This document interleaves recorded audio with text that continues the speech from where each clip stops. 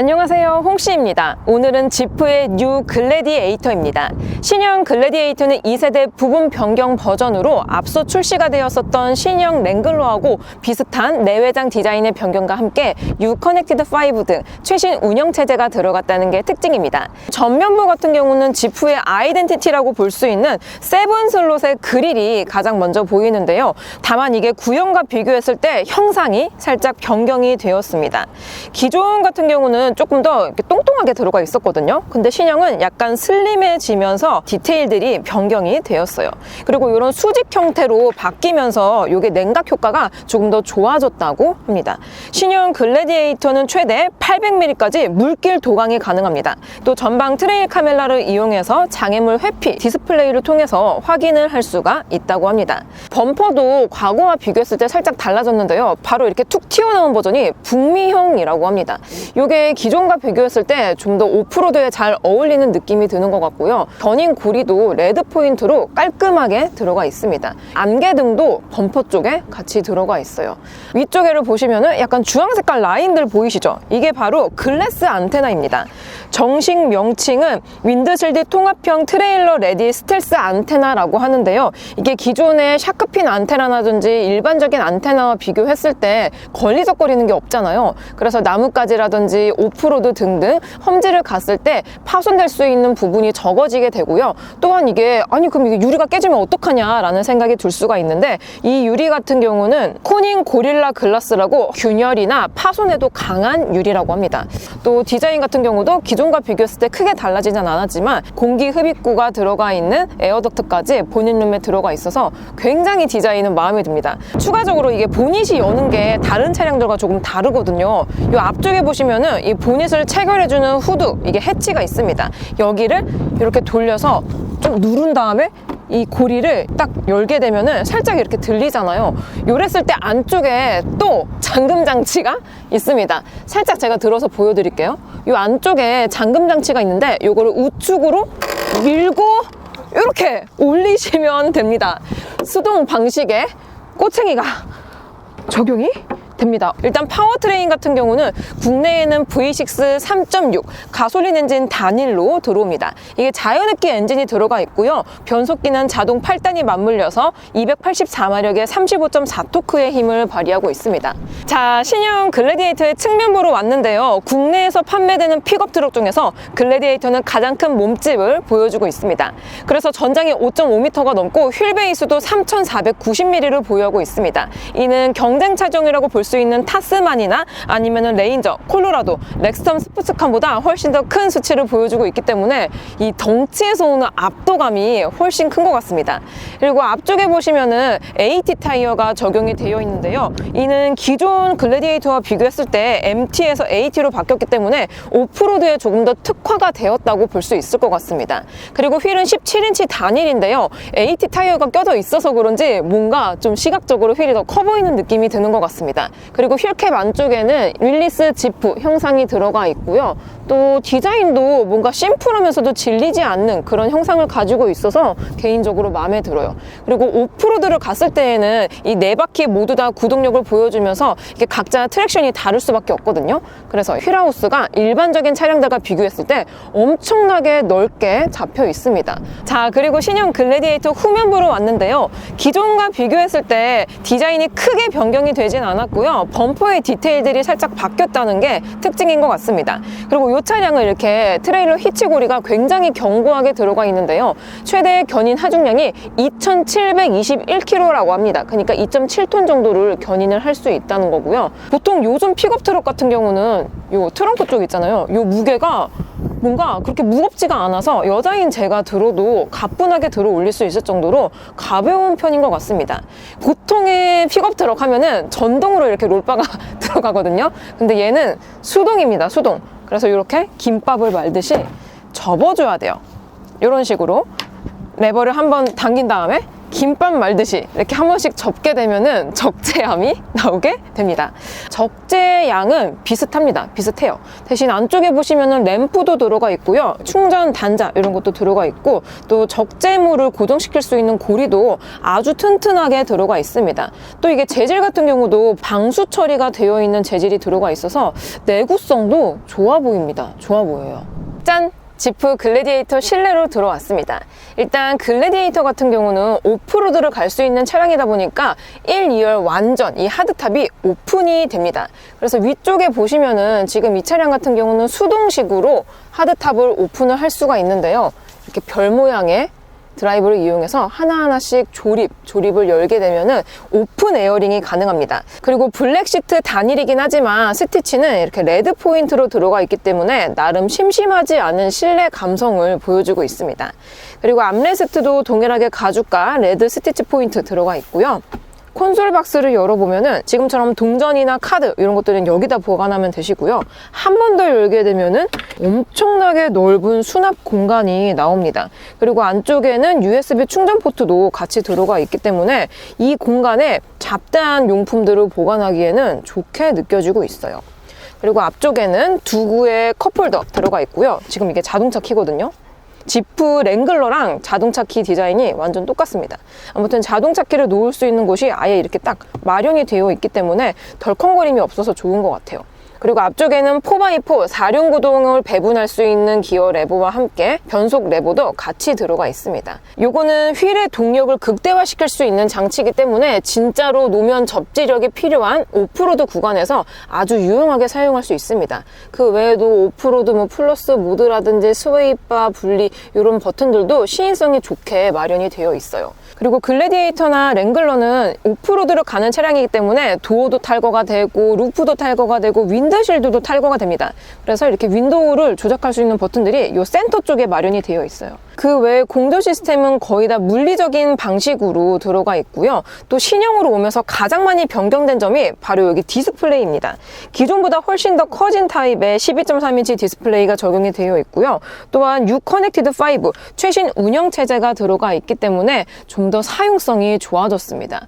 여기에 무선 폰 프로젝션도 가능하기 때문에 T맵을 이용해서 바로 길찾기를 할 수가 있고요. 차량에 관한 기능들도 훨씬 더 많아졌습니다. 오프로드 전용 모드로 들어가게 되면은 변속기 온도부터 배터리 전압, 피치와 룰링 이런 것들도 숫자로 표기를 해서 보여주고 있습니다.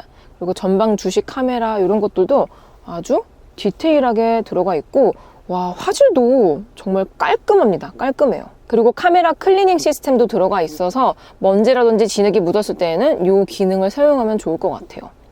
그리고 터치되는 반응도 괜찮은 편인 것 같습니다. 그리고 스티어링 휠 디자인은 기존과 비교했을 때 크게 달라진 부분은 없는 것 같고요. 또 안쪽에 보시면은 디지털 클러스터와 함께 아날로그 타입의 속도계와 RPM 게이지가 있습니다. 사실 요즘 신차들을 보면은 다 파노라믹 커브드 디스플레이 들어가 있어서 거의 다 이제 아이콘화돼서 보여주고 있는데, 지프는 아직까지 이런 오리지널 감성을 많이 가져가고 있는 것 같아요. 그리고 도어 쪽에는 사이드 미러를 조절할 수 있는 레버와 그냥 이렇게 열고 닫는 버튼, 이 정도만 있습니다. 그리고 도어를 자세히 보게 되면은 이게 도어가 탈거가 가능하다라고 했잖아요. 그래서 뭔가 쉐입이 없고 한 판으로 이루어져 있습니다. 그리고 이 차량이 전고가 엄청 높거든요. 그래서 A필러 쪽에 승하차를 위한 보조 손잡이도 같이 달려 있습니다. 이렇게 선바이저를 열게 되면은 램프가 같이 들어오는 미러가 나옵니다. 와우, 근데 이 컬러가 굉장히 예뻐요. 다만 선바이저 사이즈에 비해 미러 사이즈가 조금 협소한 느낌이 드는 것 같기도 합니다. 제가 잘 안 보이네요. 자, 신형 글래디에이터 2열에 왔습니다. 보통 미국 픽업 트럭 하면은 2열 공간 아래쪽에 비상, 이 수납함이 있거든요. 그래서 글래디에이터도 동일하게 이렇게 2열 시트 안쪽에 레버를 당긴 다음에 이렇게 위로 열면은 별도의 수납 공간이 나옵니다. 보통 이쪽에 총기 같은 거를 보관한다고 하더라고요. 미국에서는 아무래도 총기 소지가 가능한 나라기도 하고 사냥이라든지 그런 데를 갔을 때 넣을 수 있지만 국내는 총기 소지가 안 되잖아요. 그래서 보통 이 부분에 세차 용품이라든지 낚싯대 그런 것들을 많이 보관을 하신다고 합니다. 아무튼 이렇게 거의 밀폐에 준하는 수준의 수납 공간이 있다는 게 특징인 것 같고요. 근데 시트가 너무 이렇게 강력하게 내려옵니다. 전자동 그런 거 없어요. 다 이렇게 수동입니다. 2열도 승하차를 위한 손잡이가 탑재가 되어 있어서 승하차는 크게 어렵지 않은 느낌이 듭니다. 딱 타니까 1열 시트를 제 운전 포지션으로 잡아둔 상태인데요. 그랬을 때 레그룸은 한 뼘 정도가 나오고요. 헤드룸은 한 뼘 정도가 나오고 있습니다. 공간적인 측면에 있어서 엄청나게 좁지는 않지만 그렇다고 넓은 수준도 아닌 것 같아요. 보통의 이 정도 미들 사이즈의 픽업 트럭이 가지고 있는 공간은 비슷한 것 같습니다. 그리고 옵션 상태를 보면 뒤쪽에 슬라이딩 도어가 탑재가 되어 있습니다. 그래서 이런 식으로 뒤에 창문을 열 수가 있어요. 그리고 이 5인승 시트이기 때문에 중앙에도 헤드레스트가 포함된 좌석이 있긴 하지만 이게 5인승이 타기에는 좀 애매한 게 센터를 보시면은 컵홀더도 굉장히 크게 들어가 있고 중앙에 사람이 앉았을 때는 발을 놓을 수 있는 부분이 거의 없거든요. 그래서 이 차량도 4인이 탑승을 했을 때 쾌적하게 탈 수 있는 차량인 것 같습니다. 그래도 나름 이렇게 에어벤트도 들어가 있고요. 마찬가지로 창문도 윈도우도 이쪽에서 조절을 할 수가 있고요. 나름 충전 시스템도 과거와 비교했을 때 굉장히 많이 진보가 되었습니다. 그래서 C타입 2개, USB 타입 2개가 들어가 있고요. 이렇게 전력 시스템도 사용을 할 수가 있어요. 짠! 드디어 신형 글래디에이터를 탑승을 했습니다. 시작하자마자 바로 제가 오프로드를 가볼게요. 지금 제가 2륜 하이로 했는데 이 기어를 제가 4륜으로 바꿔볼게요. 현재 4륜 오토로 바꿔놓은 상태이고요. 지금 오프로드 전용 메뉴에 들어와 있으니까 이 조향 각도는 지금 2도로 되어 있고요. 피치와 롤링 위주로 보면서 가보도록 해볼게요. 지금 고도는 48m입니다.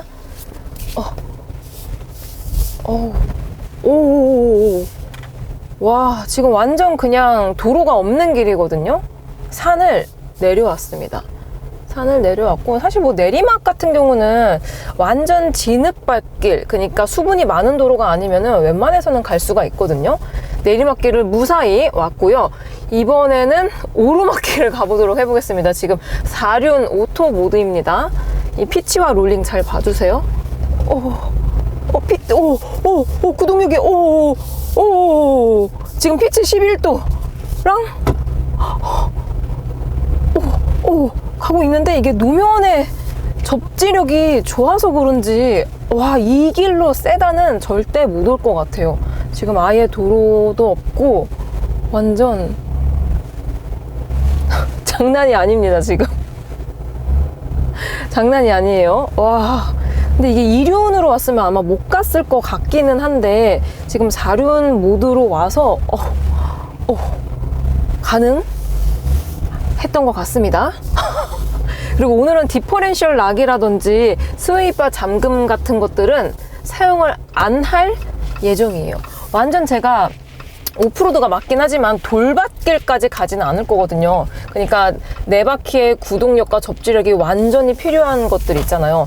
그런 구간이 아니기 때문에 이 기어 4륜으로 조작으로 가보겠습니다. 근데 간만에 또 이렇게 큰 차로 오프로드로 오니까 약간 긴장이 되는 것 같아요. 그래서 저런 막 지바겐 이런 차량들 위주로 올 수 있는 도로인 것 같습니다. 아무튼 자, 이렇게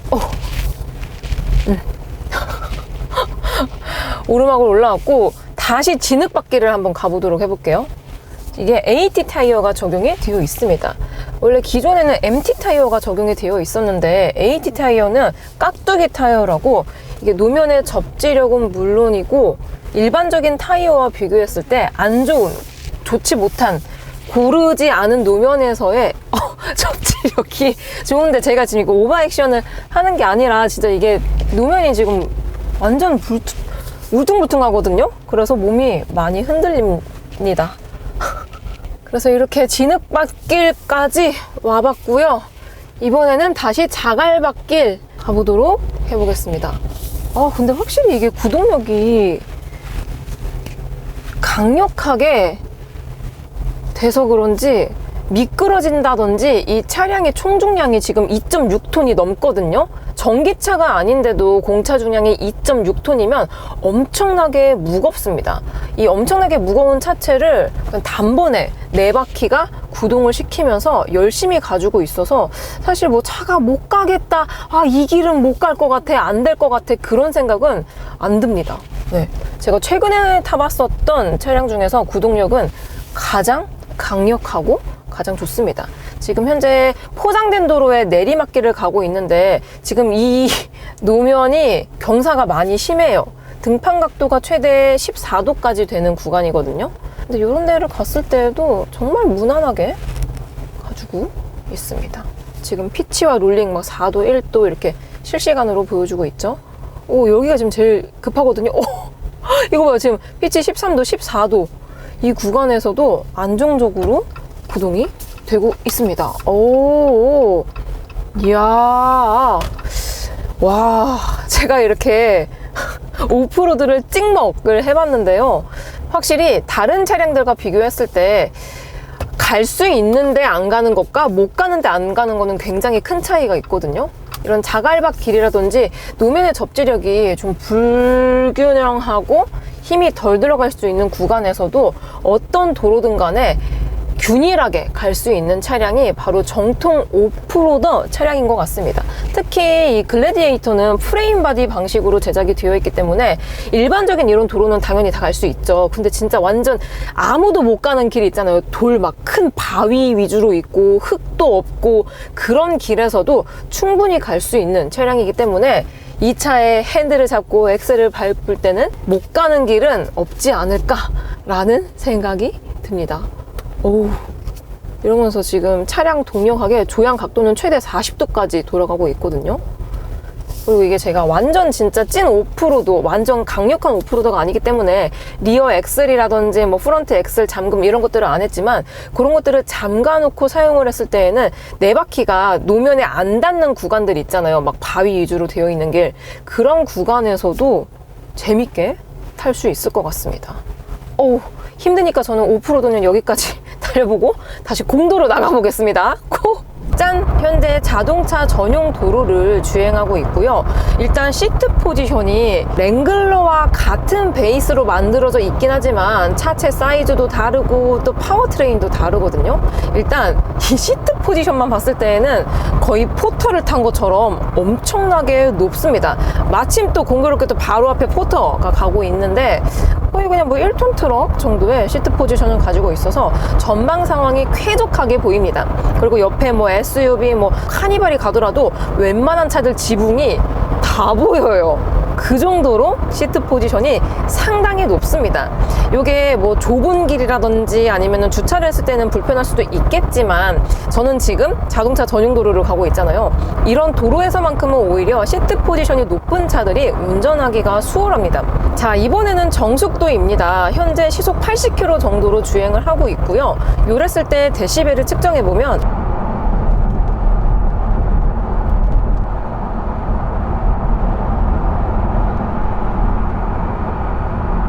이 정도 데시벨이 나옵니다. 그럼 동일하게 시속 80km에서 윈도우도 한번 내려볼게요. 오우, 닫아볼게요. 그러니까 MBH 실내 정숙성만 본다면 여타 다른 차 정도가 비교했을 때 총점을 높게 줄 수는 없습니다. 왜냐하면 이 차량은 도어도 탈거가 되고 루프도 탈거가 되고 심지어 윈드실드, 앞유리도 탈거가 되는 차량이거든요. 그래서 뭔가 뭐 실링의 마감이라든지 소재라든지 퀄리티라든지 이런 것들을 세팅을 열심히 한 차가 아니에요. 그래서 지금 저 창문 다 닫았어요. 오해를 하실까봐 창문 완전히 닫은 상태 맞고요. 루프는 이게 수동으로 빼야 되기 때문에 완전히 지금 루프 다 닫혀 있는 상태입니다. 그리고 리어도 다 닫혀 있어요. 그랬을 때 정숙성이 이겁니다. 요거는 사실 뭐 어쩔 수 없는 것 같아요. 보통의 오프로드 차량들은 도심형 차량들과 방향성, 지향하는 바가 다르잖아요. 그래서 실내 정숙도는 시끌벅적하다라고 말씀을 드릴 수 있을 것 같습니다. 특히나 이게 디자인이 각져 있는 타입이고 요즘 차량들 같은 경우는 공기 저항 개수라든지 에어로 다이내믹이라든지 뭐 에어 인테이크 이런 거 등등을 공기 역학적인 디자인으로 해놔서 뭔가 좀 이렇게 유선형이 많잖아요. 근데 지프의 글래디에이터는 직각의 디자인을 많이 사용하고 있습니다. 이는 1세대 완전 윌리스 때부터 디자인을 계승을 하다 보니까 이렇게 된 거예요. 자, 그리고 이번에는 가속감입니다. 글래디에이터는 랭글러랑 다르게 3.6 V6 가솔린 엔진을 적용하고 있고요. 변속기는 자동 8단이 들어가 있습니다. 그러면은 스포츠 모드로 바꾸려고 했는데 글래디에이터는 아쉽게도 드라이브 모드는 따로 존재하진 않습니다. 그냥 엑셀레이터 가감속만으로 알아서 조절이 되는 타입이라서 저속에서 고속으로 풀악셀! 어머, 이 사운드가, 지금 방금 6000rpm에서 변속이 되었고요. 방금 5000rpm에서 변속이 되면서, 이야, 엄청난 바람 소리와 엔진 사운드와 함께 폭풍 달리기를 해주고 있습니다. 야, 근데 이게 터보 엔진이 아니고 자연흡기 엔진이거든요. 요즘 차량들은 거의 다 터보 차저가 달려 있어서 저 RPM에서부터 막 최대 출력을 막 쫙 뿜어내주거든요. 근데 지금 제가 타고 있는 글래디에이터는 자연흡기 NA란 말이에요. 그래서 고 RPM을 쓸 때까지 사운드로만 무항 가고 실질적인 가속은 조금 더디게 되는 편입니다. 다시 한번 밟아볼게요. 엑셀. 소리 먼저 난 다음에 구동력을 보완을 해주면서 6000rpm에서 변속되고 5000에서 변속되고 이런 식으로 가속이 되고 있습니다. 이러한 방식이 나쁜 거는 아니지만 이제 대다수, 그러니까 트렌드라고 하죠. 다른 차량들이 많이 사용하는 트렌드와 방향성이 조금 다르기 때문에 좀 이질적이면서도 특별한 느낌이 들고 있습니다. 그래서 지프 글래디에이터는 284마력의 35.4토크의 힘을 보유하고 있습니다. 그리고 최대 마력은 6400rpm에서 나온다고 하는데요. 참고로 레드존은 6500부터 7000까지 위치해 있습니다. 그러니까 레드존까지 가야지 최대 출력을 낼 수 있는 차량인데요. 특히 글래디에이터는 오프로드 전용 차량이긴 하지만 맨날 오프로드만 갈 수는 없잖아요. 나도 콘크리트 구간 가고 싶고 아스팔트 구간 가고 싶거든요. 그리고 대다수의 분들이 오프로드보다는 온로드로 더 많이 갈 거란 말이에요. 그랬을 때에도 고속도로라든지 막히는 구간에서도 충분히 운영했을 때 불편함이 없는 차량이라고 느껴집니다. 제가 타고 있는 글래디에이터는 공차 중량이 2.6톤이 넘습니다. 전기차가 아닌데 2.6톤이면 굉장히 무거운 차체를 가지고 있는데요. 이는 바디온 프레임, 그러니까 프레임 바디 특성상 일반적인 모노코크 바디라든지 다른 차량들과 비교했을 때 중량이 많이 나갈 수밖에 없습니다. 왜냐면 통짜로 프레임을 뽑아냈으니까 무겁거든요. 거기에서 오는 동력 손실이 발생이 될 수도 있고 연비라든지 출력 손실이 발생이 될 수도 있는데 일단 제가 이렇게 풀악셀을 밟았을 때 출력 면에서는 사실 부족함이 없지 않을까라는 생각이 듭니다. 전방에 방직턱이 있습니다. 뭔가 1열 승차감은 사실 픽업 트럭이라기보다는 SUV 같습니다. 둔턱을 통과하고 나서 푹신하고 출렁거리면서 이 충격을 흡수를 세분화해서 시켜주는 게 옛날 픽업이랑 비교했을 때 진짜 장족의 발전인 것 같아요. 저는 사실 픽업 트럭의 승차감을 그렇게 선호하지가 않습니다. 왜냐하면 일반적인 승용차와 비교했을 때 노면의 충격을 많이 걸러주지 못하고요. 또 노면의 이런 디테일들을 너무 심각하게 읽어주다 보니까 결과적으로 잔진동이 계속 있어서 승차감이 안 좋더라고요. 근데 지금 이 차량 글래디에이터 같은 경우는 AT 타이어가 껴져 있음에도 불구하고 둔턱에서의 승차감은 괜찮은 편에 속합니다. 제가 몇 달 전에 신형 콜로라도도 시승을 해봤었는데요. 승차감만 본다면 글래디에이터가 좀 더 승용에 가까운 하체 감각을 가지고 있는 것 같습니다. 그리고 현재 약간 코너 구간을 가고 있는데요. 요랬을 때 지금 이 차량의 전장이 5.5m가 넘습니다. 굉장히 크죠. 그런데도 불구하고 좁은 코너 구간을 갔을 때 스티어링 휠 기어비가 나름 높게 잡혀 있습니다. 그래서 긴 전장을 가지고 있음에도 불구하고 좁은 코너 구간도 비교적 편안하게 갈 수가 있는 것 같아요. 근데 이게 구불구불한 도로라든지 방금처럼 코너 구간 이런 데에서는 괜찮은데 오히려 직진 구간을 쭉 가다 보면은 핸들의 유격이 다른 차량들과 비교했을 때 좀 더 크게 와닿습니다. 그래서 직진하면 이제 핸들이 돌 일이 없는데 자꾸 막 약간 좌로 갔다가 살짝 우로 갔다가 왔다 갔다 왔다 갔다 계속 이러다 보니까 핸들을 굉장히 꽉 잡게 되더라고요. 자, 그럼 이 기세를 몰아서 급 조향까지 같이 해보겠습니다. 먼저 좌측으로 해볼게요. 샥 도니까 와, 리어가 진짜 깁니다. 원래 전장 자체가 길고 휠 베이스도 3.5m 정도가 되거든요. 근데 핸들을 틀고 나서 뒷자리가 다른 차 같아요. 뭔가 피견인차를 끌고 다니는 것처럼 상당히 늦게 따라오고 있습니다. 속도 조금 높였다가 반대쪽으로 급조양 해볼게요. 핸들 딱 틀고 나서 리어가 진짜 늦게 따라옵니다.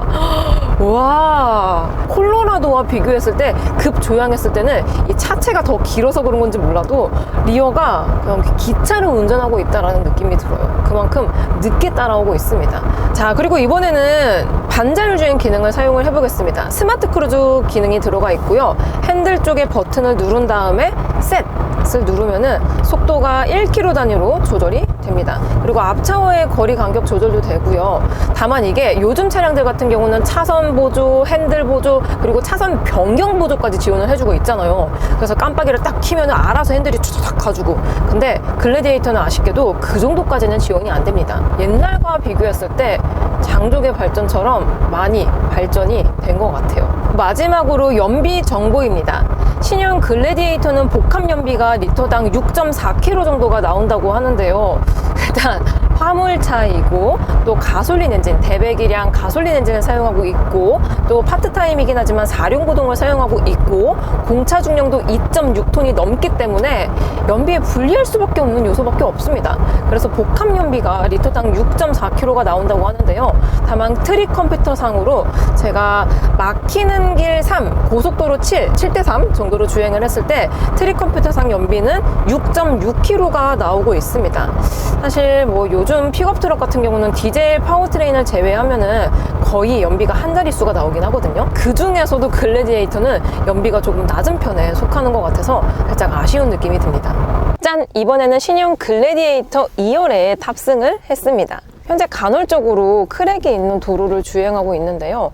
그랬을 때 2열의 승차감은 사실 막 엄청 편안하다라고 말을 할 수는 없을 것 같습니다. 왜냐면은 대다수의 픽업 트럭은 이 뒤쪽 리어 서스펜션 방식이 리프 스프링입니다. 그러니까 쉽게 말해서 판 스프링 형태이기 때문에 어떻게 보면은 승차감과는 좀 정반대되는 그런 결을 가지고 있는데요. 전방에 방지턱 넘어볼게요. 근데 이게 좌우가 높이가 동일한 둔턱 구간에서는 의외로 승차감이 편안하게 느껴지고 있습니다. 현재 시승 차량 같은 경우는 AT 타이어가 껴져 있는 차량인데요. AT 타이어는 아무래도 막 깍두기 타이어라고 해가지고 트레드가 일반적인 타이어랑 다르거든요. 그래서 아주 고른 노면에서도 안 좋은 승차감을 보여줍니다. 근데 오히려 둔턱 구간에서는 스포츠 유틸리티 차량 중에서도 도심형에 맞는 그런 하체 감각을 보여주고 있습니다. 다만 이게 고저차가 좌우가 불균형한 도로를 갔을 때에는 많이 흔들리는 것 같아요. 이게 오프로드 차량들의 특성이라고 할 수 있을 것 같습니다. 한 번 더 방지턱 넘어볼게요. 그쵸, 방지턱은 의외로 승차감이 괜찮죠. 흔들림도 비교적 적은 편에 속합니다. 근데 이게 글래디에이터 같은 경우는 프레임 바디 형식이잖아요. 그러니까 바디온 프레임이기 때문에 승차감에 어떻게 보면은 좀 안 좋은 요소로 작동이 되면서 AT 타이어도 껴져 있고 뒤에 서스펜션 방식이 리프 스프링이고 그러다 보니까 좀 2열의 승차감은 편안하게 안락하게 탈 수는 없을 것 같다라는 생각이 듭니다. 다만 이게 시트가 1열과 비교했을 때 높이가 굉장히 높습니다. 버스를 탄 것 같아요. 시내버스. 딱 손잡이를 잡고 저 지금 내릴게요 해서 삐 이러고 하차벨을 눌러야 될 것 같은 그런 시트 포지션을 가지고 있습니다. 자, 이렇게 지프의 뉴 글래디에이터를 시승해 보았습니다. 동급 픽업 트럭과 비교했을 때 아메리칸 정통 픽업 트럭다운 주행 감각이 인상적이었고요. 또한 페이스리프트 되면서 더욱더 예뻐진 내외장 디자인과 함께 U 커넥티드 5의 사용성도 훨씬 더 좋게 느껴졌습니다. 그리고 오늘 제가 오프로드도 직접 가봤는데요. 확실히 이런 차량은 돌밭길에서 최고의 성능을 발휘하는 것 같아요. 저는 그럼 다음 영상으로 찾아뵙겠습니다. 오늘도 저의 영상이 재밌고 도움이 많이 되셨다면 좋아요와 구독 그리고 알림 설정까지. 다음 시간에 또 뵐게요. 안녕. 빵.